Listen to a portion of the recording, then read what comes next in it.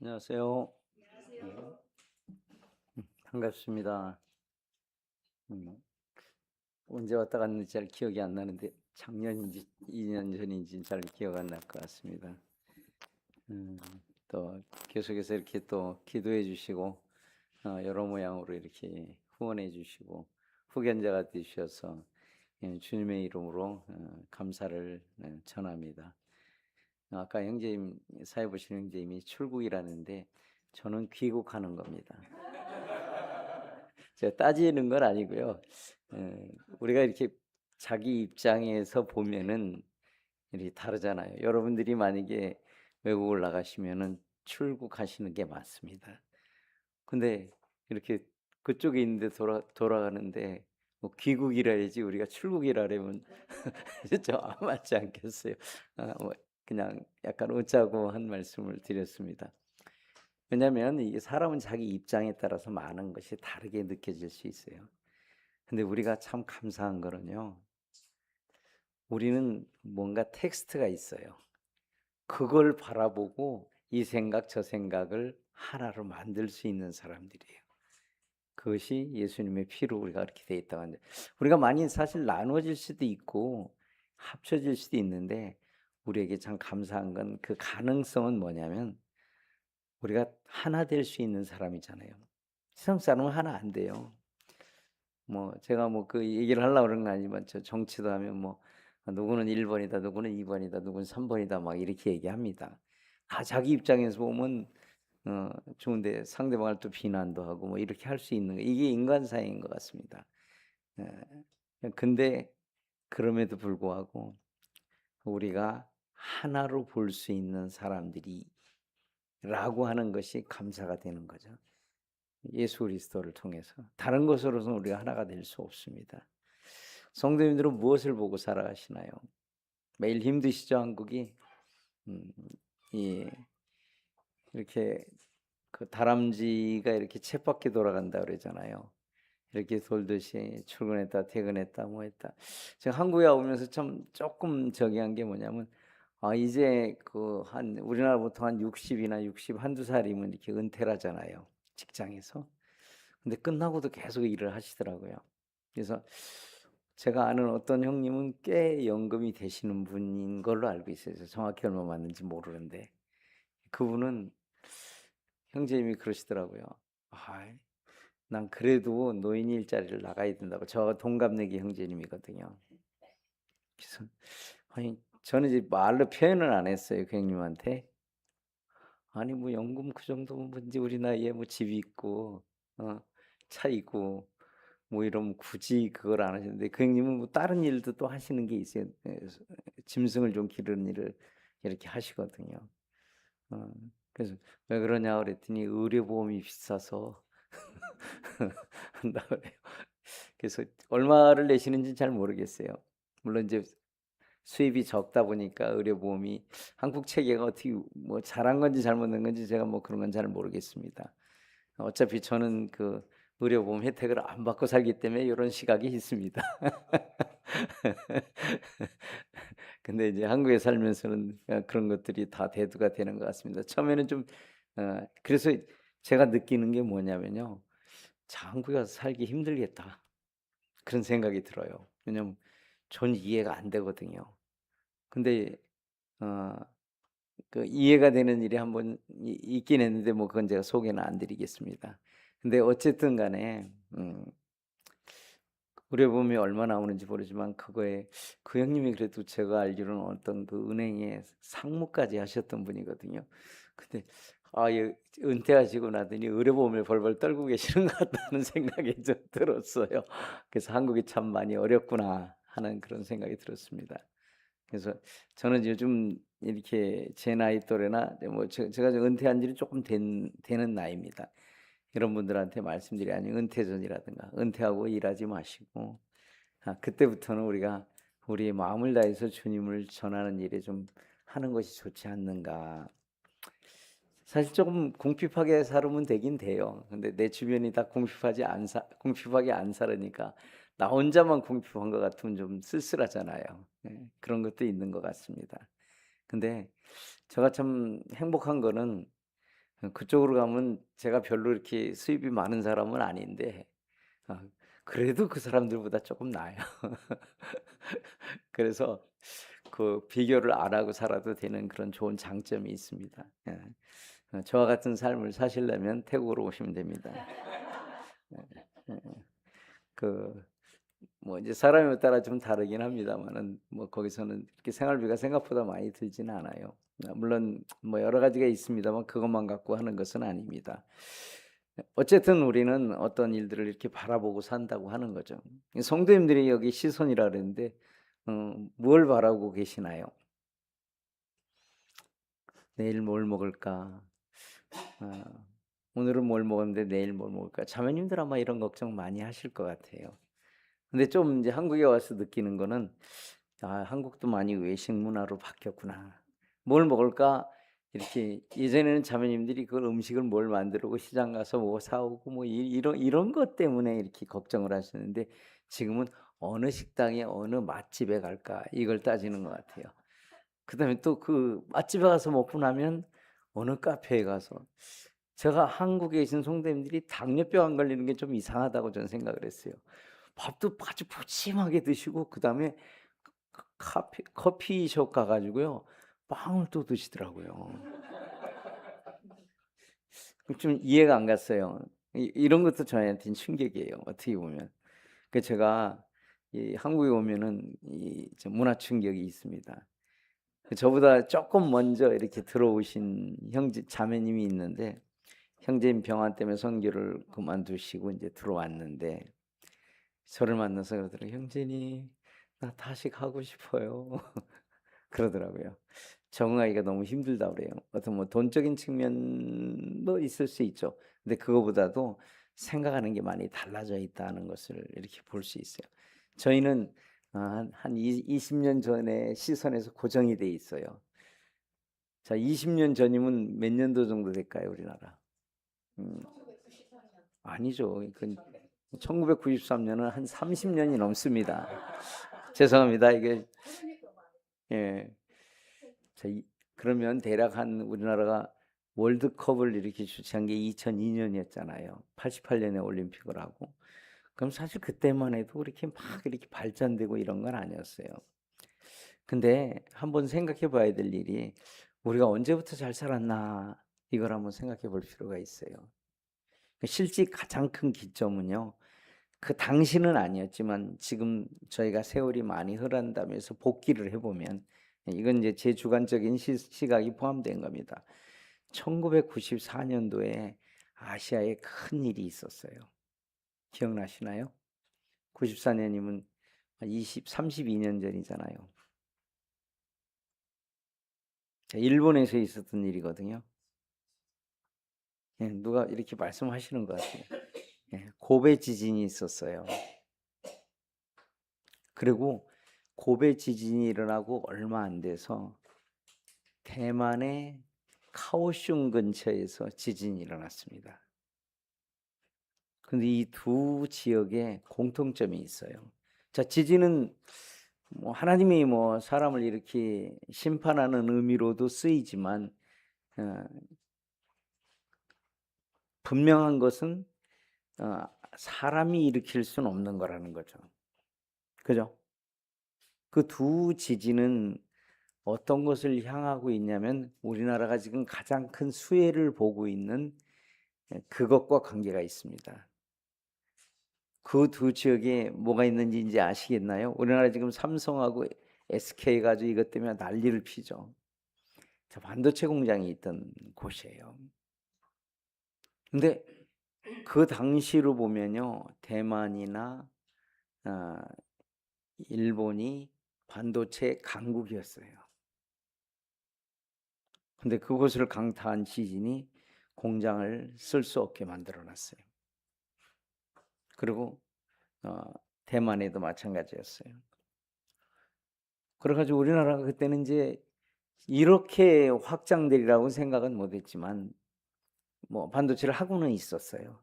근데 이 두 개가 싹 사라지면서 우리나라가 확 부상할 수 있었어요. 근데 오늘날은 이 반도체가 없으면요 아무것도 못 하거든요. 우리 AI, 공장, 로봇 뭐 이런 것들이 다 이것이 없으면 아무것도 돌아갈 수가 없어요.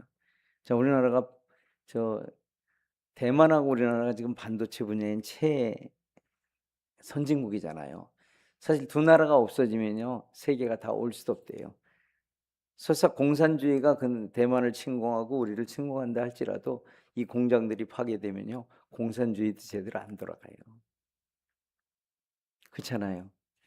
그만큼 우리가 자부심을 가질 수 있는 것도 있지만 또 다른 한 가지로서는 여러 가지를 우리가 생각해 볼 수가 있는 것입니다. 우리를 왜 이렇게 하나님이 하셨을까? 물론 뭐 성도님들 가운데 삼성이나 SK 여기에 이렇게 근무하시는 분이 있는지는 제가 잘 모르겠어요. 제가 아는 한 분이 그 삼성전자 사장님을 하신 분이 한 분을 제가 알아요. 음. 근데 그분 말고는 제가 보기에는 이렇게 많은 혜택을 누리지 못하고, 이번에 삼성이 뭐 엄청난 그 수익을 올려 가지고 삼성 반도체에 다니는 사람 뭐 1 인당 성과급을 6억을 준다 이런 얘기가 있잖아요. 평생을 벌어도 6억을 벌 수 있을까 모르겠어요. 근데 그 단 1년 만에 월급 말고 그렇게 한다는 거예요. 어쩌면 이렇게 부러움의 대상이 될 수도 있지만 지금 세상이 보여주고 있는 것들은요, 다 돈의 가치를 두고 돈, 돈, 돈. 맛집 그러면 돈. 뭐 하면 또 돈. 카페 그러면 돈. 또 부자들이 자녀들에게 재산을 물려줄 수 있는 수단으로 쓴다고 어떤 분이 저한테 설명을 하더라고요. 즉 모든 것이 다 이 물질이 지배하는 그런 세상이 점점 더 와가고 있는 것 같습니다. 태국은 돈을 잘 이렇게 아직은 돈을 사용을 하긴 합니다. 근데 어떤 면에서는 그건 우리보다 더 많이 발전을 했어요. 그래서 노점상 가는데도 QR로 딱 핸드폰 갖다 대면요, 딱 끝나요. 돈이 필요 없어요. 돈 가치는 있는데 돈은 안 보이는 거예요. 이런 세상에 우리가 살고 있습니다.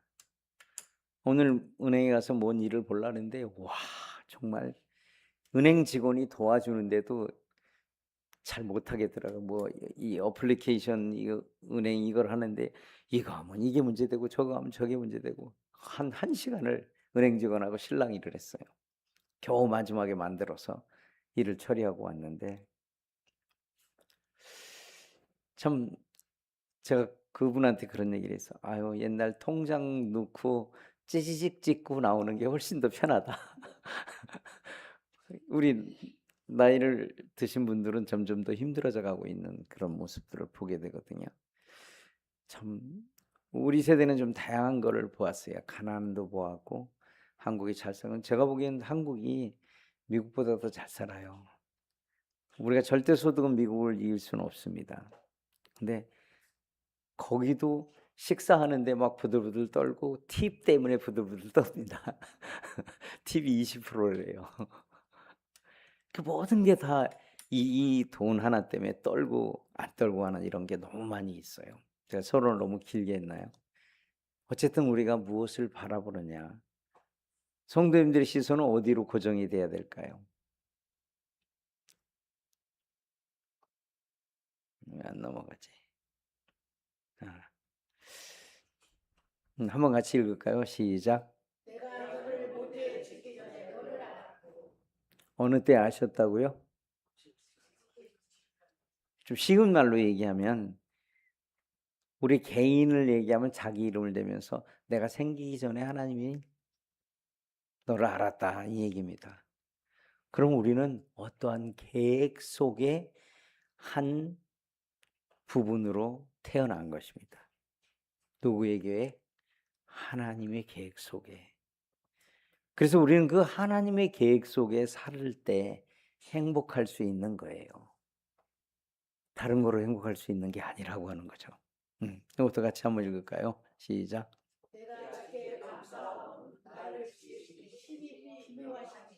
야, 감사하고 있는 이유가 있는데 그게 뭐냐면 하나님이 나를 만드신 것이 여기 기묘하심이다. 심히 기묘하다. 신묘막측하다. 우리가 상상할 수 없다. 뭐 이런 말입니다. 우리를 만드심이. 제가 요 며칠 지난주 화요일부터 오늘까지 제 인생에서 가장 많이 주사바늘이 제 몸을 통과했어요. 몇 방을 맞았는지 모르겠어요. 제 기억하기에는 한 300~400방을 맞은 것 같아요. 오늘 여전히 뻐근하고 제가 뭐 통증 때문에 맞긴 맞았는데 주사바늘이 더 아파요. 거기다 주사바늘이 끝나는 게 아니고 또 침도 놓고 난생 처음으로 거의 침을 맞아봤거든요. 그 맞고 한 오전에 8시 반에 가서 치료하고 한 2시간 정도 치료하고 숙소로 돌아오면요. 아이고 소리가 저절로 나와요. 그러니까 이 통증은 좀 가라앉았는데 이제 몸 전체가 막 아파오는 걸 보게 돼요. 이게 왜 그럴까요? 제가 지금까지 어떤 것을 이렇게 무너진 행동을 한 거예요, 제 일생 속에서. 하나님이 만들어 놓으신 거에서 벗어난 거예요. 왜냐면 우리 하나님은 우리를 만드실 때 완벽한 존재로 만드셨거든요. 그래서 그 하나님의 섭리 아래에서 살게 되면 문제가 없는데 이 세상은 그렇게 우리가 살 수가 없잖아요. 그러다 보니까 이렇게 무너진 것과 같습니다. 어쩌면 우리의 인생의 삶도 그리스도 안의 삶도 이와 같을 수 있다고 하는 거죠. 그럼 우리가 기대가 되는 것은 하나님의 계획 속에 있고 우리를 만드심이 우리의 생각 너머에 있다는 것이 우리에게는 소망이 되는 거예요. 만약에 우리한테 있다 그러면 얼른 지구멍으로 들어가야 돼요. 저가 그렇습니다. 여러분이 그렇다는 건 아닙니다. 얼른 지구멍으로 들어가야 돼요. 근데 하나님 참 놀라우신 것은요. 꺼져가는 심지도 끄지 않으신다고 그랬어요. 그리고 상한 갈대도 꺾지 않으신다고 그랬어요. 이런 분이 우리의 하나님, 나의 하나님이라고 하는 거죠. 그런 것들이 너무나 우리에게는 놀라운 것을 보게 돼요. 우리는 뭘 하다가 보면요. 세상이 하도 실적하니까 그리스도 안에서도 뭔가 실적을 내야 될 것처럼 느껴집니다. 제가 그렇게 좀 많이 살았어요. 제가. 나는 한국 성도들이 너무나 많이 기도해 주고 선교사로서 이런 걸 해야 되는데 뭔가 실적을 내야지. 근데 실적을 가만히 생각하면 내가 열심히 한다고 실적을 내는 게 없어요. 하나님이 해 주셔야만 실적이 나는 거거든요. 그런데도 불구하고 저가 본의 아니게 어떤 그런 제가 걷고 있는 그 삶 때문에 많이 뭐라 그럴까요? 부담이 되는 이런 것도 있었어요. 제가 사실 4월 26일로 퇴임을 했거든요. 그리고 이제는 퇴임을 하고 선교사는 안 하지만 한국에 안 들어오고 선교지에서 계속 다른 곳으로 개척을 나갔어요. 많은 분들이 그냥도 어려운데 왜 그것까지 하고 더 어려운 데로 가느냐고 말씀을 하셔요. 근데 해보시면 너무 재미있고 너무 기뻐요. 제가 그랬어요.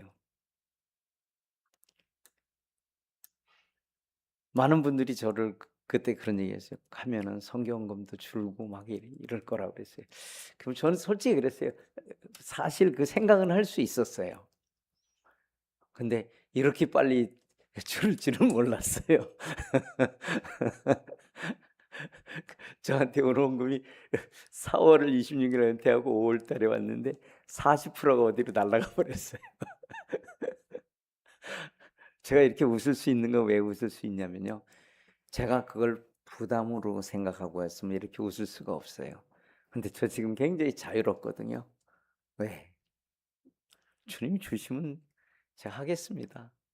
그리고 주시지 않는다도 제가 해야 되지 않습니까? 근데 지금은 성도님들의 시선을 의식하지 않고 주님 시선만 의식하겠습니다. 이러니까 저에게 평화가 온 거예요. 저를 바라보는 많은 분들이 그래요. 그전엔 제가 막 얼굴이 찌그러지진 않았는데 햇빛에 많이 있다 보니까 그렇긴 했는데 어떤 형제님이 그러더라고요. "형제님이 왜 이렇게 평안해 보이세요?" 그러더라고요. 그래서 형제님 하는 일을 놓으시면 평안해 보일 수 있습니다. 그렇게 말씀드렸어요. 정말 놀라운 거예요. 그래서 우리는 실적이라든가 하나님이 어떤 숫자를 보시지 않는다고 그랬어요. 성경 어디에도 숫자 때문에 하나님이 행복해 하신다는 게 없어요. 오히려 적은 무리에 대해서 더했는데 그냥 적은 무리라고 그런 게 아니고 적은 무리든 큰 무리든 하나님의 시선에 붙들려 있는 그 사람들이 모이는 곳을 하나님이 기뻐하신다고 하는 거죠. 자, 요거는 이제 학교거든요. 가운데 금빛 착착하고 보이는 부처상이 있죠. 이게 학교 들어가는 입구에 있습니다. 이것이 태국의 연실이에요. 그리고 들어가면서 지금 학생들이 이렇게 하고 있죠. 뭐 하고 있죠? 합장하고 있어. 합장해서 기도가 아니고 뭐 기도도 포함되는 거입니다. 경배하고 있는 것입니다. 그래서 태국의 불교는 우리의 불교하고 좀 개념이 약간 다릅니다. 큰 줄기는 같지만 실행하는 면이나 그 근본이 많이 다른 그런 불교를 갖고 있어요. 이것뿐만이 아닙니다. 자, 학교 조회 시간에 우리 뭐라 크리스찬 학교라 그러나요? 거기서 체프를 하는 것처럼 이거 학교입니다. 그냥 일반 학교예요. 학교 이름이 뭐냐면 어, What My 성통이라고 하는 거예요. 설법으로 시작을 해요. 상상할 수가 없죠. 그리고 또 나갑니다. 이건 아침 6시에 되면 많은 사람들이 여기는 성녀들은 맨발을 벗고 고행한다고 하지만 갖다 바치는 사람은 무릎 꿇고 맨발로 있어요. 그래서 저기 밑에 돗자리 깔고 저렇게 하고 합니다. 이 태국의 사람들은요, 이것을 매일 거의 봅니다. 자, 매일 보면 어떤 생각이 들까요? 이것이 진실이라고 믿게 되는 거예요. 여러분들 한번 가끔가다 북한 방송을 보면요, 김정은이가 이렇게 나오는데 막 젊은 사람, 늙은 사람 막 환영하면서 눈물 흘리는 거 보셨잖아요. 여러분 이해 안 되시죠? 근데 저는 이해가 돼요. 이것이 엄청난 교육의 효과입니다. 교육의 효과는 우리가 생각하는 것부터 보고 듣고 읽고 보고 듣고 읽고 듣고 보고 이런 것을 보게 되면 거의 완벽한 교육이 되는 거예요. 그래서 그들은 그냥 이렇게 젖어 있는 삶을 삽니다. 요거는 이제 제가 새로 개척 나간 그곳에 섬에 있는 한 중국절이 굉장히 많이 들어와요, 요즘에. 그 기둥에다가 뱀이 꽈리 틀고 있는 곳에 경배하는 젊은이들이 봅니다. 같이 한번 읽을까요, 이걸요? 시작.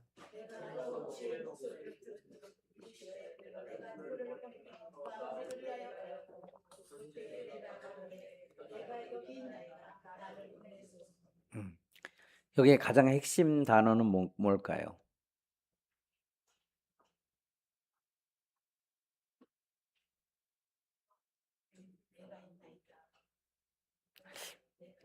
틀려도 괜찮으니까 자신 있게 말씀하셔도 돼요.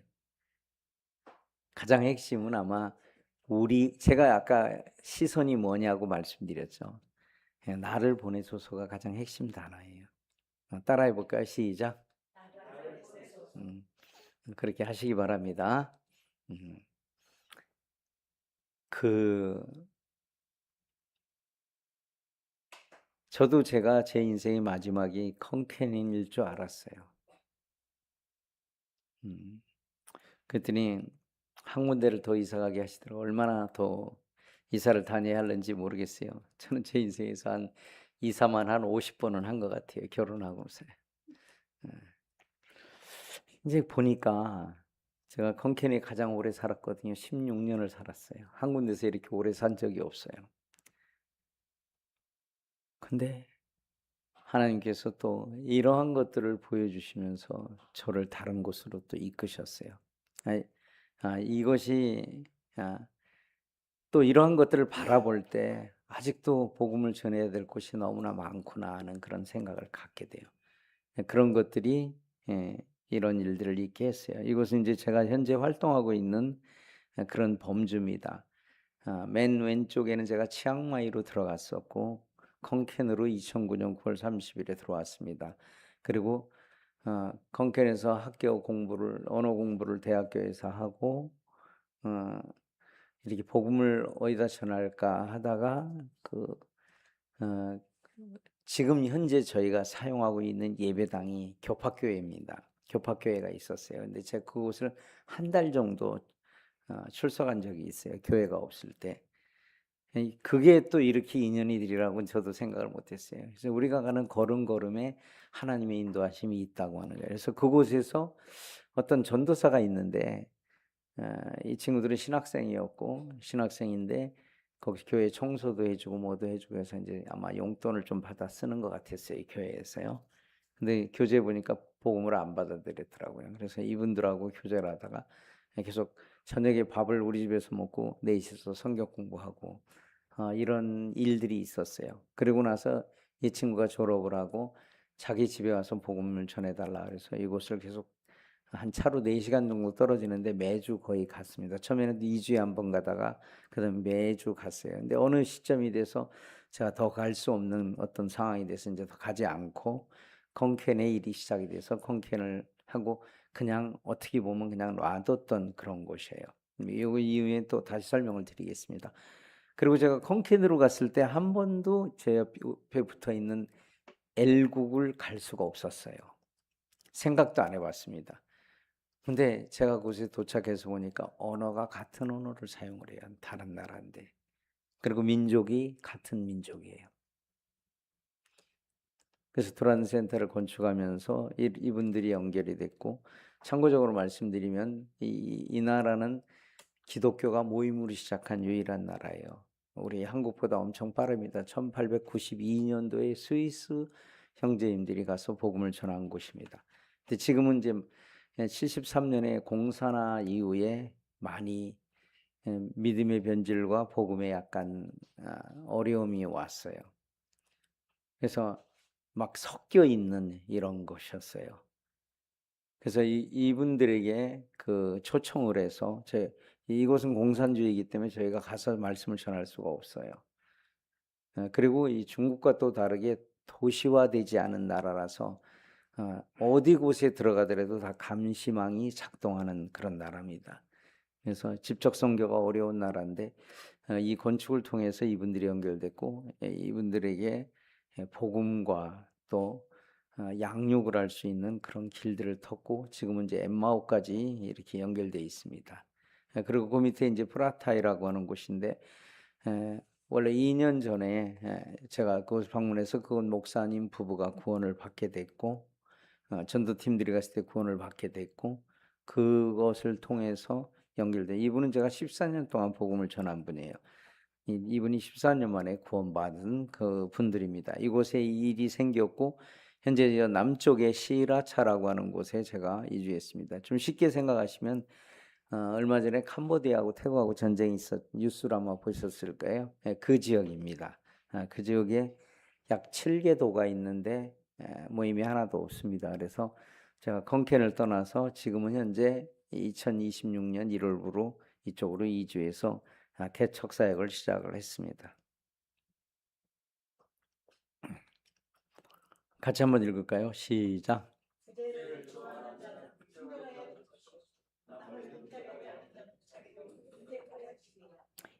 여기에 이 말씀을 아마 이렇게 생각하면 좀 더 이해하시기가 쉬울 거예요. 구제를 좋아하는 자인데 부자가 구제를 좋아하는 자는 풍족하실 것이요 남을 윤택하게 하는 자는 자기도 윤택하리라. 구제를 좋아하면 남한테 뭘 주는 거잖아요. 근데 어떻게 풍족해질까요? 분명히 구제를 하려면 물질이 들어가야 되고 내 것을 나눠야 돼요. 근데 이것이 오히려 풍족해지고 남을 윤택하게 하는 자는 자기도 윤택하지라. 이게 하나님의 원리입니다. 세상은요, 주면은 아까워. 내가 모아서 나를 위해 써야 돼. 이게 세상의 기본적인 것입니다. 근데 하나님의 말씀은 그렇지 않다라고 하는 거예요. 이 일이 어떻게 시작했냐면 지금 현재 그 빨간 옷을 입은 것은 어, 어, 엄마하고 딸들이에요. 일이 어떻게 시작했냐면 제가 2년 전부터 저희가 숫자는 얼마 안 됩니다만 태국이라는 나라가 20년, 30년 에도 성도가 15명에서 20명 정도밖에 안 되는 나라예요. 대부분이. 그것은 이제 복음을 잘 확인하지 않는 그 나라인데도 그래요. 모임은 좀 더합니다. 예, 근데 제가 이제 2년 전부터 은퇴를 생각하고 사실은 컨켄에 남아서 형제님들을 돕기를 원했어요. 아직 할 일들이 좀 남아 있어서. 근데 이제 제가 아까도 말씀드렸듯이 저희 인생에 어차피 저는 개척자고 개척으로서 시작해야 되는 사람입니다. 그래서 제가 떠나기로 결정을 하고 주님이 창세기 12장 1절을 통해서 말씀을 주시면서 또 제가 옮긴다고 말을 했어요. 그랬더니 현재 장로 형제님이 작년 1월에 세워졌습니다. 이 형제님이 가난한 지역에 가서 복음을 전한다 해서 매주 토요일에 140명분 음식을 만들어서 이렇게 공급하고 있어요. 이 형제님이 돈을 많은 사람, 오늘 못 벌으면 내일 밥을 먹지 못하는 그 가정이에요. 근데도 이 형제가 이것을 시작한 것이, 우리가 생각해 봐야 되는 것이 오병이어의 기적은 부자로부터 시작된 게 아니에요. 아주 작은 어린아이에 먹을 양식으로 출발했다고 하는 것을 볼 수가 있어요. 그것이 하나님의 손에 붙들릴 때 하나님께서 축복하시는 것은 남긴 게 12광주리가 넘게 남았다라고 말을 할 수 있는 것입니다. 저희가 2군데서 지금 하고 있습니다. 이 사역은 제가 시작한 사역은 아니에요. 태국 현지 형제님들, 이 형제님 가정 딸 둘, 자매, 그 다음에 또 청년 자매 하나, 청년 형제 하나, 이렇게 시작하는 일입니다. 이곳은 악취가 많이 나는 그런 곳이에요. 한 500평 정도 남짓에 한 약 400~500가구가 몰려 사는, 배수 그 맨홀이 배수관보다 더 낮아져 있어요. 그래서 물이 꽉 차, 어느 정도 차야 물이 흘러가는 이런 곳이에요. 여기는 마약 중독자들과 알코올 중독자들이 많이 모여 사는 곳인데 이곳에서 전하고 있습니다. 이것은 이제 아마 이걸 보여주셨는지 잘 모르겠어요. 근데 제가 한번 잠깐 좀 짧게 보고 넘어가겠습니다. 영상 소리는 안 나오나요? 오디오 파일은?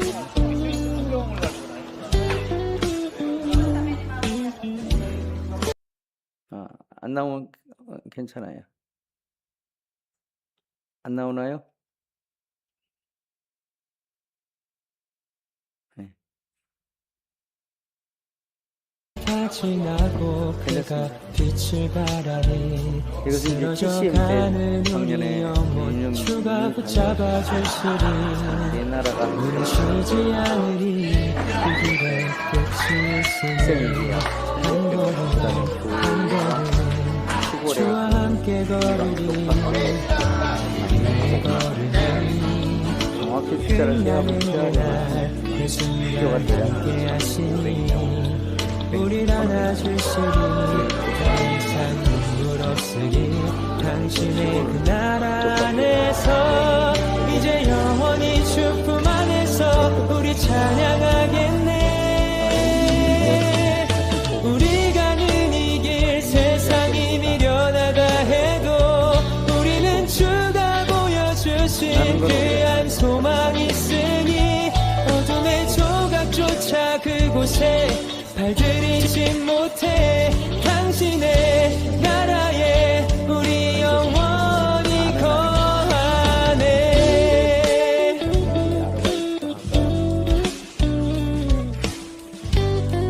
선물이라든가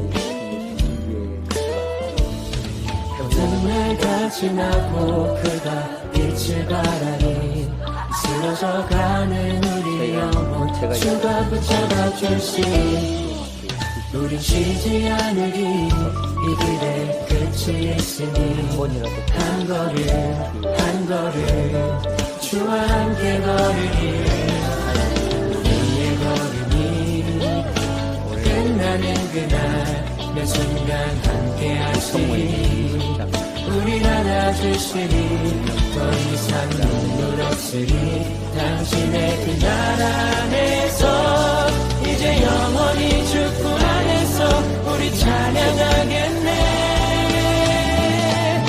우리가 늘 이길 세상이 미련하다 해도 우리는 나중에 또 조금 더 말씀드릴게요. 이것은 시탄 학교인데 약 학생이 한 550명, 선생님들이 한 60분. 저희 교회에서 가장 가까운 데입니다. 그래서 이곳은 우리하고 좀 연결 가능성이 있는 그런 곳이에요. 시탄이라고 하는 학교인데 저희가 이제 오디오라든가 이 방송 장비가 너무 형편이 없어요. 작년에도 터졌고 재작년에도 믹서기를 하나 해 먹었어요. 근데 이제 뭐 형편상 그걸 또 계속 들고 다니면서 써야 되는데 올해부터 아마 이렇게 스피커를 이렇게 연결해서 할 수 있는 이런 시스템이 좀 준비되면 좋을 것 같아서 지금 준비하고 있습니다. 기도해 주시면 감사하겠습니다. 왜냐하면 뒤에는 잘 안 들리거든요. 애들이 앞에서 시끄럽게 떠들면요. 말이 그렇지 550명 모아놓으면요. 장난이 아니에요. 저 뒤에서는 잘 들리지도 않는 그런 상황들이 돼요. 근데 어쨌든 그들에게 단 한마디의 복음을 들을 수 있도록 우리가 하기 위해서 최선을 다해. 이것이 바로 일반 교파교회인데 제가 14년 동안 복음을 전했다가 구원받은 목사님 교회에서도 저희가 이 TCM 행사를 같이 하면서 복음을 전하는 길들이 있었습니다. 그리고 올해 TCM은 한 40여 명이 넘는 인원들이 움직이면서 이 사역을 시작해. 싱가포르 팀은 물론 마지막 그 교파교회 가는 데서는 일부 제외가 됐습니다만 내부는 계속해서 함께 해 나갔습니다. 어쨌든 이 일이 올해도 이어질 것입니다. 위에서 기도해 주시면 고맙겠습니다. 자, 여러분도 이거 저 위에 제가 자막을 띄울 건데 외치시면 됩니다. 시작. 이 아까 14년 동안 복음을 전했던 목사님 한 분이 구원받았다고 제가 말씀드렸잖아요. 이분이 복음을 받아들이면서 이랬어요. 선교사님이 14년 동안 자기한테 이럴 때 기분도 나빴지만 말은 틀린 말이 아닌데 저 말을 이해할 수 없어가지고 너무 힘들었는데 14년 만에 제가 무슨 말인지 알았습니다. 이렇게 말씀. 그리고 이분이 확 뒤집어져가지고 자기가 심호하고 있는 교회에서 나 구원받지 않고 목회했다고 고백을 하셨어요. 그리고 거기서 끝난 게 아니에요. 주변에 있는 목사님들을 모아놓고 집회를 해달라고 그래요. 7월 13, 14일 날 제가 돌아가면 전도팀들하고 함께 움직일 겁니다.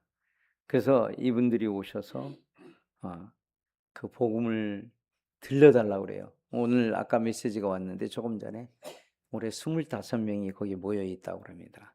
그래서 이곳에서 그 목사님들이 몇 분이고 이제 정확히는 모르겠습니다. 이분 인도자들 위주로 오는 곳이에요. 그래서 이분들이 구원받게 되면 태국 기독교에 많은 영향력이 있을 수가 있어요. 또한 핍박도 있을 것이라고 생각이 듭니다. 어쨌든 한 사람의 변화가 놀라운 거예요. 제가 아마도 이 일이 먼저 시작됐으면 아마 은퇴는 안 했을지 모르겠어요. 근데 제가 은퇴를 결정하고 난 다음에 이 일을 주셨어요. 자, 하나님의 뜻은 이런 겁니다. 저는 그걸 받아야 돼요. 우리가 계산할 수도 없고 생각할 수도 없는 것이 왜 하나님이 그렇게 하신 일이기 때문에 우리는 따라야 한다는 거죠. 이분들을 제가 케어하기 위해서 은퇴하길 잘했다 하는 생각이 들어요. 왜냐하면 제가 한 교회에 매여서 교회 내부의 일을 하게 되면 제가 이 일을 하기가 좀 어렵거든요. 근데 지금 그 상황을 속에서 아직 교회가 없으니까 새로 개척한 곳엔 이 일을 몇 년 동안은 아마 할 수 있을 것 같습니다. 그래서 이를 통해 기억되시는 대로 기도해 주시면 고맙겠습니다. 자, 이곳은 이제 그 학교인데 저희가 이제 월요일 날 이 동영상도 아마 촬영을 하신 거로 제가 알고 있는데 영어로 된 그 세미나를 통해서 중간중간에 그 청년 자매들, 청년 형제들이 이렇게 복음 자기가 어떻게 구원받고 이런 간증도 막 넣어서 이렇게 해줬어요. 원래 영어 교습 세미나로 준비하려고 그랬거든요. 근데 이때 아마 장학사님 같아요. 교육청에서 오신 분들이 함께 와서 앞으로 좀 더 확장해 주면 안 되냐 이런 얘기까지 있었습니다. 자, 이것은 이제 그 아까 얘기한 캥너입니다. 제가 그 매주 거기를 갔다 그랬잖아요. 근데 그 집에 가기 위해서 이 교회 앞을 맨날 갈 때마다 맨날은 아니고 갈 때마다 지나갔어요. 참 교회가 크다. 부지가 3만 평 정도 되고요. 인조 잔디 구장이 스포트라이트와 함께 있는 교회예요. 아마 재적 인원이 자기네 400명이라고 얘기를 하더라고요. 시골이긴 합니다. 이분들은 소수민족이에요. 전통적인 태국 사람들은 아닙니다. 난민으로 넘어왔다가 이곳에 정착한 사람들이에요. 근데 이게 어떻게 제가 그때 하고서 중단됐다고 그랬잖아요. 근데 어떤 한 청년이 거제교회 그 건설 현장으로 발령을 받습니다. 외국 근로자로 합법적으로 들어와서 발령을 받았더니 거제교회 예배당이에요. 가만히 보니까 엄마가 학원 가면 교회를 꼭 가라 그랬대요. 보니까 거제교회 바로 앞이에요. 이렇게 보면 보여요. 거기에 숙소가 있어요. 거기를 가다가 한국말로 복음을 전했는데 이분이 구원을 받았어요. 그 자기네들이 구원 받았을 거라고 저보고 좀 통역 좀 해서 간증 좀 시켜달라 그래가지고 작년에 가서 간증했거든요. 제가 통역을 했고, 근데 제가 듣고서 분명하게 구원 받았더라고요. 우리 침례가 돼서 형제가 됐어요. 이 형제가 저한테 부탁을 했어요. 내 고향에 가서 좀 이 사람들 좀 만나고 복음 좀 전하려다. 그것이 바로 이 캥너이였어요. 하나님이 그때 가고 중단돼서 저는 이제 끝났다고 생각했는데 그게 아니었어요. 하나님이 여전히 그 끈을 갖고 계셨던 거예요. 그래서 이제 이곳을 가게 됐거든요, 작년에. 그래서 그날 이제 축구, 자기는 축구하고 뭐하고 이렇게 여러 교회 축구하고 이래서 저녁 식사를 우리 초대해서 이제 먹는 과정에 담임 목사님 원래 늦게 온다고 그날 안 온다고 그랬었거든요. 근데 오셨더라고요. 그래서 제가 허영님을 소개를 했어요. 한국에서 50년 동안 전도하신 분이라고. 그랬더니 이 목사님이 거두절미하고 내일 전도 세미나 해줄 수 있냐고. 뭐가 자기네들이 그 프로젝트 하는 거랑 맞았던 것 같아요. 제가 볼 때 물어보진 않았는데. 그 다음날 10시부터 1시간 동안 전도 세미나하고 1시간 동안 질의응답하고 끝났는데 이 목사님 뭐라냐면 다음에 오시면 여기서 집회를 할 수 있게 해달라고. 그렇게 우리가 하면 우리가 준비하겠습니다. 제가 볼 때 반은 그런 진실이 있었고 반은 그냥 하는 말 있잖아요. 그런 거였던 것 같아요. 근데 이게 이루어졌어요. 그래서 7월 7, 8, 9일 날 전 교인을 대상으로 첫 번째 첫날은 리더들, 목사가 3분이고 장로가 8명이에요. 그리고 그 안에 전심으로 일하는 풀타임 이카는 신학교 나와서 이랬던 리더들이 한 17명 되거든요. 이분들을 위한 첫날은 그게 있고 두 번째 날에는 전 교인을 대상으로 이렇게 하게 돼 있어요. 주님이 어떻게 하시는지 모르겠어요. 왜냐하면 빌립보서 1장 6절에 보면 그 시작하신 이가 하나님이시고 주님의 날까지 그 일을 이루신다라고 말하고 있습니다. 이 일을 저희가 계획했던 일이 아니었고 하나님께서 일으켜 세우셨던 일입니다. 특별히 이번에 이분들이 구원받을 수 있도록 기도해 주세요. 특별히 인도자들이 구원받으면 엄청난 영향력이 있을 거라고. 여기가 재적 인원이 400명이면 초대형 교회예요. 태국에서는요. 그래서 어떤 일들이 있을지는 잘 모르겠습니다. 제가 이제 이 말씀을 통해서 컨켄이 끝인 줄 알았는데 끝이 아니었고 한 군데로 더 이사를 했어요.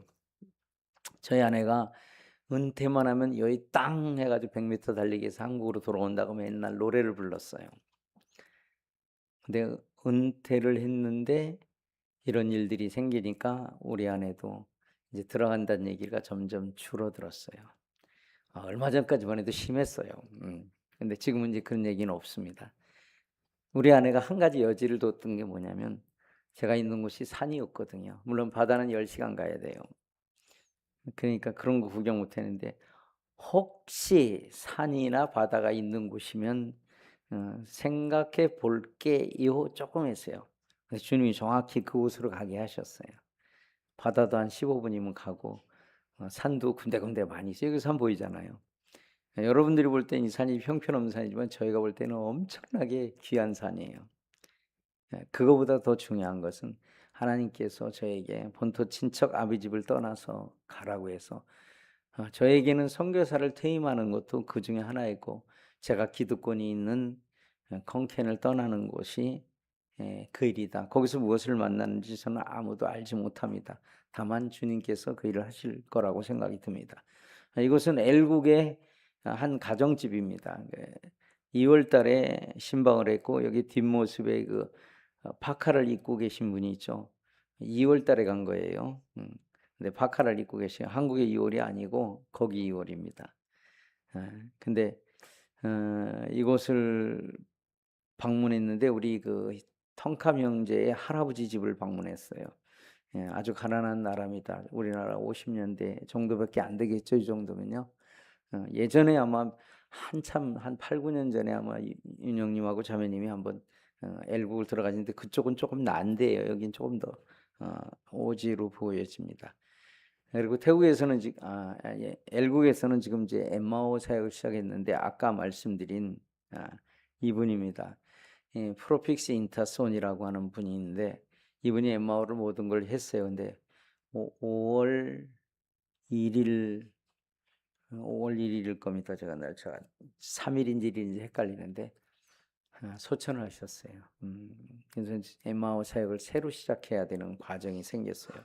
그동안은 제가 조금만 지원하면 됐는데 이제 저한테 부담이 많이 커졌어요. 이분이 사무실도 하고 뭐 이런 거 저런 걸 다 알아서 했거든요. 근데 이제는 사무실 직원도 제가 채용해야 되고 또 저기 사무실도 새로 얻어야 되고 뭐 이런 새로운 일이 있는데 엠마오 사역을 이렇게 그동안 지원하던 한국 교회가 좀 크게죠. 이렇게 지원하시던 교회에서 제가 은퇴하는 시점에 맞춰서 그걸 딱 끊으시더라고요. 물론 이제 거기에 사정이 생기긴 했어요. 그 교회가 선교사를 파송하면서 거기에 전념하고 싶다고 얘기를 하시더라고요. 그래서 제가 안 돼요라고 말씀드릴 수가 없잖아요. 그래서 이제 주님의 뜻을 알고 받았어요. 근데 이때는 이게 없었거든요. 근데 이때 이 일이 있던 때가 4월 달이었고요. 근데 5월 달에 저는 이제 올 한 해는 좀 계실 줄 알았는데 일찍 떠나가셨어요, 주님이. 이분이 엘국 분이신데 태국 방송에서 라디오 방송에서 아름다운 삶을 살아간 분이라고 태국 방송에서 말했어요. 그냥 아름다운 삶을 살아간 사람이 아니라 그리스도인이라고 얘기했어요. 이분 제가 볼 때 메신저는 아니에요. 근데 이분의 삶을 보면 그냥 예수님이 묻어 나온다고 인정하는 그런 분입니다. 근데 이제 이런 엠마오 사역이 지금 중대한 위기가 이렇게 닥쳐서 2월 달에 갔을 때 제가 이제 형제님이 더 오래 사시기가 어려울 것 같다고 본인도 그렇게 생각하신다 그래서 제가 직접 이렇게 좀 사람을 구해보고 찾아보면 안 되겠습니까? 그래서 제가 방문했을 때 찍은 사진입니다. 요것이 바로 요 교회 요게 교회고 요게 아니에요. 여기는 23살 먹은 청년이 일을 하고 있어요. 결혼도 안 하고 있습니다. 이 청년은 자기 나름대로 신학교도 나왔고 뭐를 하고 있었는데 저희가 1년에 한 6, 7차례 엘국 성도들을 초청해서 세미나를 하거든요. 근데 그때 복음 상담을 하는데 구원받지 않은 걸 알고 복음을 전해서 구원받게 됐어요. 그래서 이 청년이 이런 곳에서 복음을 전하고 있는데 이 청년에게 제가 좀 양육을 해서 나중에 엘국을 짊어질 만한 그런 사람이겠다 하는 그런 기도 가운데 엠마오 사역을 좀 감당하라고 부탁을 했더니 감당을 하겠다고 했어요. 그래서 위기는 이제 조금 넘어갔어요. 이제 경제적인 부분만 좀 준비를 하면 될 것 같습니다. 이따 또 이 부분 또 말씀드리겠어요. 자, 이것은 이제 제가 9년 전에 가서 딱 1시간 교제하고 온 곳이거든요. 그래서 제가 이제 엘국을 위해서 두리안 나무를 150주를 사서 심었어요. 그래서 이제 여기서 수익이 되면 지금은 수익이 될 때가 됐거든요. 8년, 7, 8년 됐으니까. 근데 매번 들려오는 게 뭐 5그루 훔쳐갔다, 10그루 훔쳐갔다. 심어놓은 걸 뽑아서 가져가서 심으면 다 죽잖아요. 그렇게 제가 실망이 많이 나고 제가 9년 만에 가보니까 12그루 남았어요, 150그루가. 그 실망을 많이 했던 건데 이번에 제가 실망을 안 했어요. 왜 실망을 안 했냐면요. 여기를 이제 떠나오기 직전에 기도해주고 좀 갔으면 좋겠다 그래서 여기 이 문을 열고 들어가는데 문을 여는 분이 그러더라고요. 선교사님 제가 그 도둑놈입니다 그러시더라고요. 훔쳐갔던 두리안 나무. 그래서 그래요 그랬더니 제가 그거에 양심이 캥겨서 이제 도둑놈에서 예수를 믿는 사람이 됐습니다. 도둑질 당할 만하죠. 전도 열심히 해도 구원 안 받는데 그 두리 물론 뭐 돈이 좀 아깝긴 하긴 합니다마는 두리안 나무하고 바꾸는데 무슨 뭐 두리안 나무는 또 새로 심으면 돼요. 근데 지금 더 놀라운 건 저쪽에서 또 "나도 도둑놈이었습니다. 나도 도둑놈이었습니다." 이러더라고요. 그 지금은요 9년 만에 95%가 다 그리스도인들이 됐어요.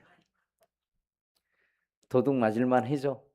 물론 제가 계획했던 거는 하나도 이루어지지 않았어요.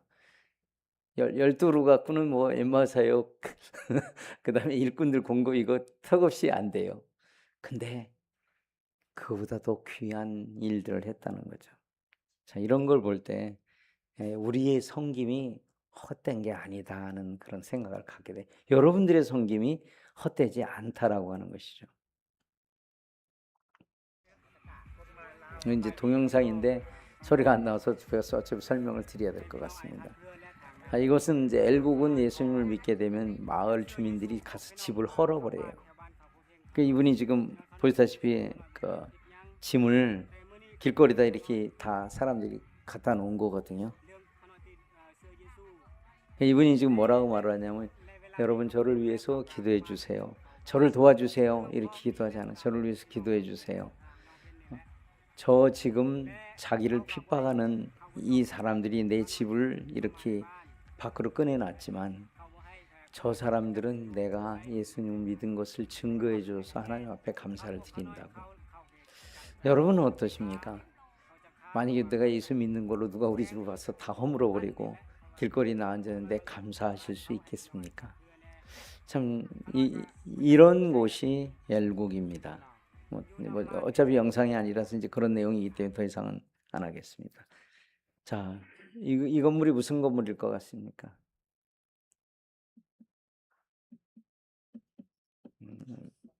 예? 축사. 예, 이건 예배당입니다. 그 창문도 없고 그런 곳이에요. 자, 이곳은 이제 어떤 거냐면 여기에 가운데 그 좀 옷 진하게 입은 남성분 보이죠? 써니라고 하는 분이신데 이분도 그냥 교파 목사님이었는데 이분도 2년 전에 와서 구원을 받았어요. 이분은 이제 그 카페 농장, 카페가 아니라 커피 농장, 커피가 태국말로 카페입니다. 커피 농장에 가서 일을 해가지고 소득이 한 200불 정도 됩니다. 근데 이분은 200불 받는 수입을 갖고 100불은 자기가 쓰고 100불은 아까 그 너희펫이라고 하는 조카예요. 100불은 거기다 줍니다. 이 친구가 뭐를 할 수 있는 상황이 아니라서. 자기가 받은 수입을 자기가 다 이것도 뭐 다 여기에 지금 몇 명이 모이냐면 50명이 모이고 있다 그러더라고요. 참 이분들의 삶을 보면서 참 제가 오히려 좀 부끄러운 이런 것을 좀 많이 느끼게 됐어요. 이번에 이제 7월 3, 4, 5일에 컨켄에서 이분들 초청해서 또 말씀 집회가 있습니다. 이번에 오신다고 하더라고요. 이렇듯 그 엘국은 태국은 너무 복음이 안전해서 문제고 여기는 복음을 전하는데 너무 어려운데 이런 분들이 생겨난다고 하는 것이죠. 그럼 우리의 삶에는 무엇이 있나를 한번 생각해 볼 필요가 있다라고 하는 것입니다. 이분들의 삶은 비록 그 아주 오래돼서 어려운 삶으로 살지만 그분들이 사는 삶 속에 예수 그리스도가 함께하고 계신 것을 보게 됩니다. 환경이 우리를 지배하지 못한다고 하는 것입니다. 기도 제목입니다. 기억되시면 기도해 주시면 감사하겠습니다. 특별히 이제 주님이 어떻게 하실지 모르겠습니다. 근데 제가 새로운 곳으로 가서 비자 문제를 해결하기 위해서 지금은 이제 나이가 저도 많이는 뭐 안 먹었는데 이미 시니어를 넘어섰어요. 그래서 이제 선교사 비자나 이런 볼런티어 비자 같은 이런 것들을 쓰기가 어려워서 제가 선택한 것이 이제 비즈니스 비자인데 커피숍을 뭐 비자를 어쨌든 해결은 해야 돼요. 제가 체류해야 되니까. 그래서 이 조그맣게 하나 커피숍을 이렇게 하려고 기도 중에 있습니다. 예, 기억되시면 기도해 주시고, 특별히 이게 좀 그것만이 문제가 아니고 여기에 제가 비자를 얻기 위해서는 4명의 태국 사람을 채용을 해야 됩니다. 그래서 이제 이것도 부담이 많이 되는 부분이긴 해요.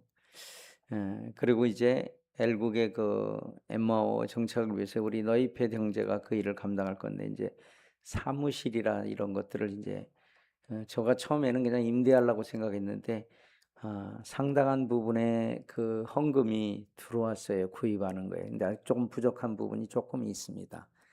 그리고 이제 제가 이제 거의 모르던 분인데 그분이 아마 은퇴하시면서 은퇴로 받은 부분의 일부를 아마 헌신하신 것 같아요. 정확한 제가 알 수는 없어요. 그냥 은퇴한 지 얼마 안 되셨기 때문에 제 생각입니다.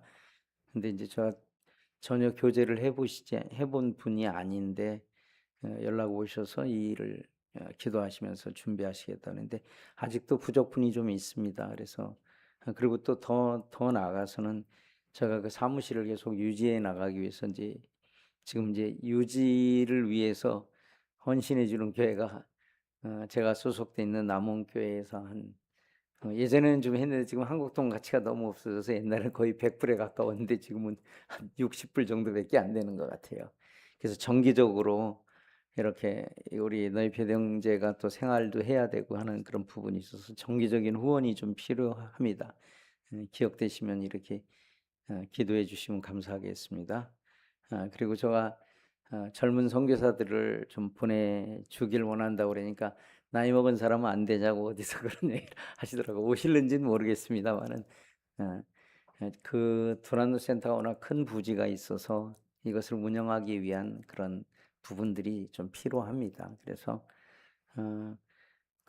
저는 이제 예전에는 연금이 있는 분들이 오시면, 아까 왜 연금 얘기를 했냐면, 오시면 저희가 사례비를 드릴 수가 없기 때문에 저도 이제 드릴 수 있는 형편이 더 어려워져서 제가 드릴 수 있는 형편도 안 됐지만 그런 상황이라서 연금이 있는 분들이 오셔서 좀 관리해 주시면서 이렇게 좀 하면 좋겠다 하는 그런 생각이 들어요.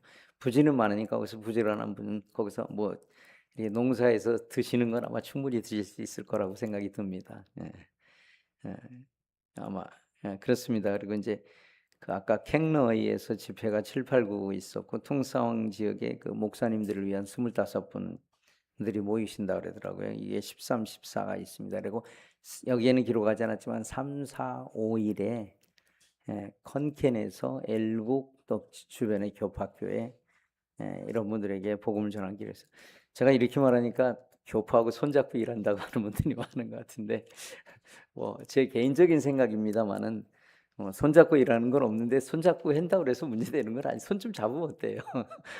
근데 그렇지는 않습니다. 저희 그분들에게 구원받지 않은 분들에게 복음을 전하기 위해서 관계를 맺어 왔고 이렇게 복음을 전하는 일입니다. 오해하시는 분들이 많아서 제가 이제 그렇게 말씀드리죠. 제가 4분만 더 쓰겠습니다. 이건 이제 제가 이 시선이라고 하는 걸 이렇게 준비하면서 했던 건데, 마태복음 14장에는 22절부터 33절에 보면은 이 풍랑과 베드로 주님 이 연관성이 있습니다. 이것은 오병이어가 직후의 사건입니다. 오병이어가 일어난 직후의 사건들입니다. 시간이 없어서 읽지는 않겠습니다. 여기서 우리가 배울 수 있는 거는요, 주님이 22절에 보면요, 주님이 그들에게 건너가라고 말하고 계시거든요. 배를 타고 없어서 먼저 건너가라고. 그러니까 주님 명령하셨잖아요. 근데 그 뒤에 보면요, 주님은 보내고 난 다음에 어디로 가시냐면 산으로 기도하러 가셨어요. 그리고 저물 때는 혼자 계셨어요. 그 배가 이미 육지에서 떠나서 바람이 거스름으로 물결로 말미암아 고난을 당하더라고 24절에 말하고 있어요.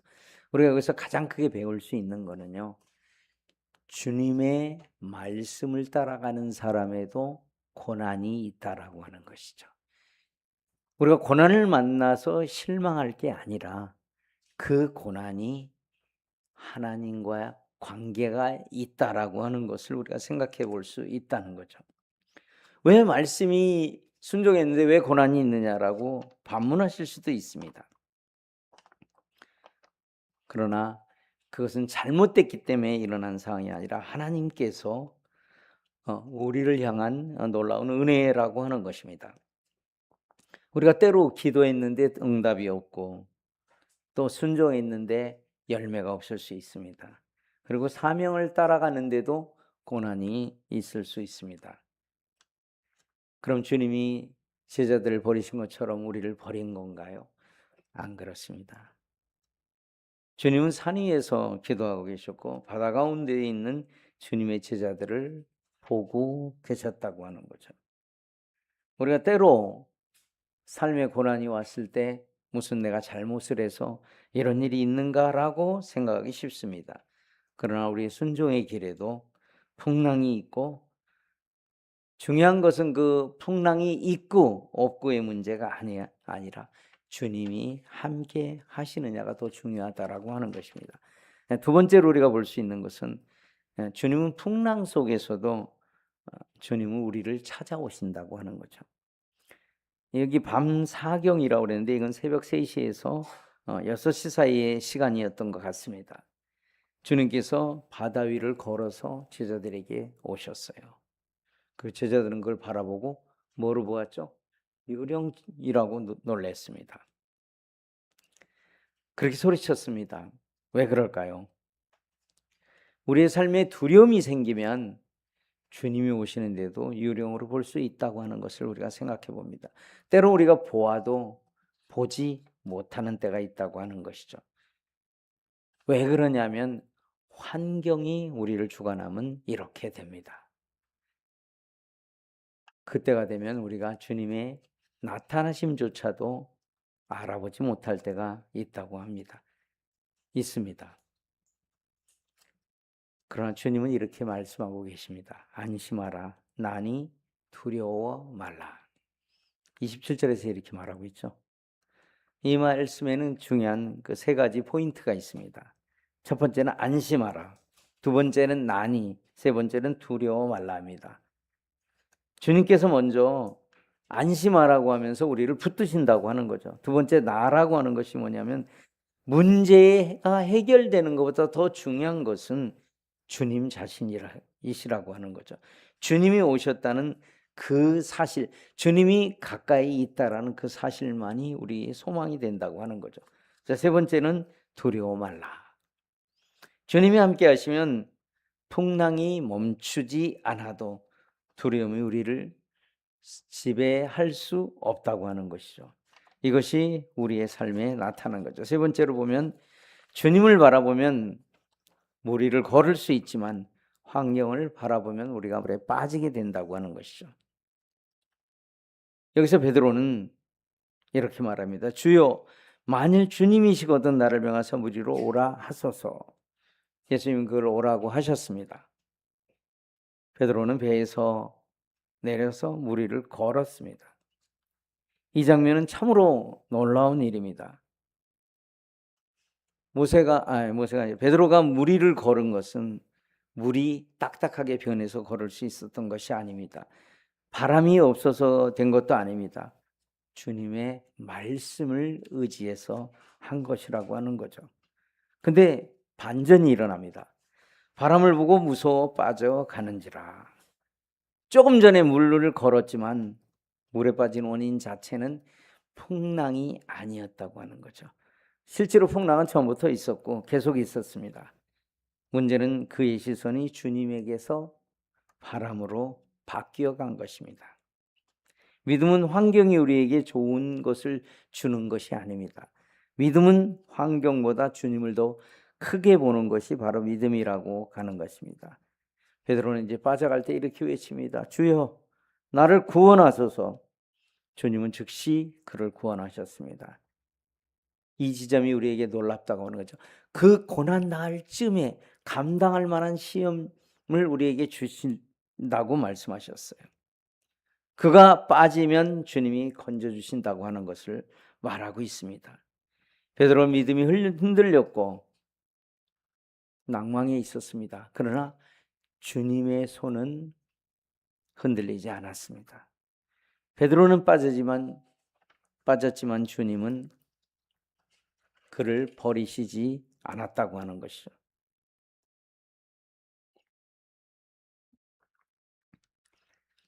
풍랑의 목적은 주님을 더 깊이 예배하게 하는 거예요. 마지막으로 그가 그치고 나서 33절에서 이렇게 말합니다.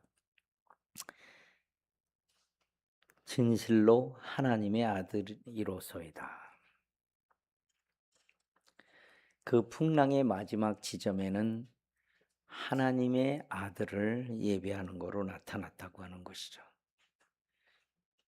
이 풍랑이 주어진 것은 예수님을 하나님의 아들로서 예배하는 그런 장면이라고 하는 것이죠. 정말 단순한 기적이 일어난 것이 아니라 그들의 고백이 하나님의 아들이라고 하는 고백이 나왔다고 하는 것이죠. 이것이 우리에게 크나큰 놀라운 일들을 주신다고 하는 거죠. 결론을 내리고 끝내겠습니다. 믿음은 풍랑이 없는 바다를 걷는 것이 아니라 풍랑 가운데서 주님을 바라보고 한 걸음 내딛는 것이라고 하는 것이죠. 우리의 삶에도 고난이 있을 수 있습니다.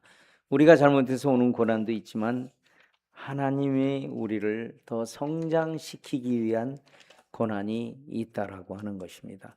그때 우리는 기뻐해야 되고 그 일을 통해서 하나님을 더 예배하고 하나님과 더 가까이 가는 그런 일들이 된다고 하는 거죠. 하나님 우리를 내버려 두신 적이 없으십니다. 우리가 하나님을 떠난 것입니다. 그래서 하나님을 우리가 따라서 나가는 삶에 이러한 일들이 우리에게 큰 격려가 되는 거예요. 여러분이 한국에서 많이 어려워도 이런 것들을 통해서 하나님의 영광을 더 구현할 수 있는 길들이 있다라고 하는 거죠. 한 말씀만 드리고 끝내겠습니다. 여러분 우리가 많이 기도하고 있는 대한민국의 이슈가 있죠. 차별금지법이죠. 우리가 이것을 안 되기를 위해서 기도하고 어떤 분은 직접 행동에 나서는 분도 있는 것 같더라고요. 잘하시는 일입니다. 근데 더 잘하는 건 제가 엘국의 성도들을 보면서 어떤 느낌이 드냐면 그분들은 공산주의가 없애달라고 기도하지 않습니다. 왜? 감옥에 가서는 오히려 복음 전하기가 더 쉽답니다. 같이 계속 24시간 동안 전할 수 있답니다. 그러니 감옥은 우리에게 더 좋은 복음을 전하는 장소입니다. 우리의 입이 닫히냐 열리느냐의 차이입니다. 그럼 이제 우리가 그런 것을 막기 위해서 기도하고 하는 것이 필요하지만 우리는 그 중에도 더 복음으로 나아갈 수 있는 길들의 믿음을 준비해야 된다라고 저는 생각을 합니다. 이것이 우리들이 이 땅에서 하나님의 자녀로 그리스도인으로 살아가는 그 삶일 거라고 저는 생각이 듭니다. 제가 이렇게 한국에 오면 제일 어려운 것이 잘 데가 없어서 고통이 많습니다. 그리고 두 번째로 어려운 게 평일 집회에 어디를 가야 되나 아무 데나 불쑥불쑥 가기가 좀 이제는 부담스럽더라고요. 자유로워졌는데도. 그래서 제가 여기를 여러분들이 초청하시지 아니고 제가 먼저 부탁을 드렸습니다. 저는 그냥 다른 분들이 말씀하고 이렇게 듣고 가고자 하는 그런 마음에서 사실은 한 부분도 있었어요. 저도 좀 들어야 되니까. 근데 이렇게 또 초청해 주셔서 공교롭게 또 선교부가 좀 짧게나마 이렇게 교제할 수 있게 은혜를 주신 하나님과 우리 영등포교회 성도님들께 감사를 드립니다. 저는 많이 연약합니다. 또 가서도 또 내가 그냥 컨캔에 있지 왜 여기 왔을까 이런 후회도 할 것입니다. 근데 그 위에 계신 하나님 그분을 바라보고 제가 굳건하게 그곳에 복음을 전해서 태국의 13번째 생겨나는 모임이 실화차가 되기를 기도해 주시기 바랍니다. 감사합니다.